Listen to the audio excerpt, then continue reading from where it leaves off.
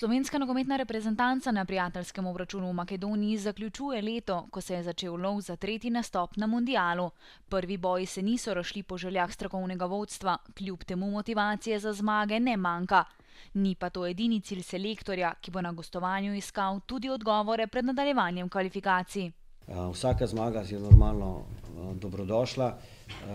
Ključnega pomena je pa ta, kakšne bojo alternative igralskega kadra za nadaljevanje, kdo lahko sledi temu tempu, kakšne so eventualne možne alternative sistemske postavitve. Selektor se zaveda, da v dosedanjih bojih marsikaj ni bilo tako, kot bi si želeli oziroma kot so pričakovali. Ne, da nismo mi funkcionirali samo zaradi tega, ker vezna linija ni igrala, tudi kakšni drugi segmenti igre niso štimali. Kljub temu pa ostaja optimističen, na voljo je še dovolj točk, dovolj bojev, da se Slovenija dvigne v skupini E.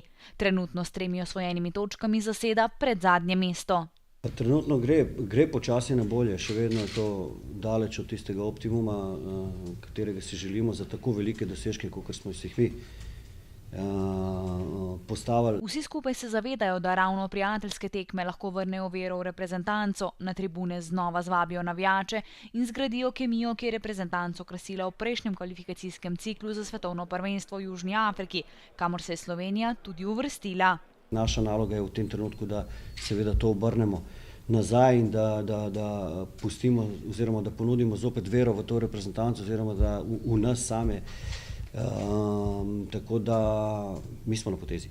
Kapetan Handanović in soigralci bodo, sicer brez Cesarja in Brečka, imeli priložnost za to že jutri ob 18. uri. Po 2 zmagah, ravno toliko neodločenih izidih in 3 porazih, leto želijo zaključiti s pozitivnim izidom.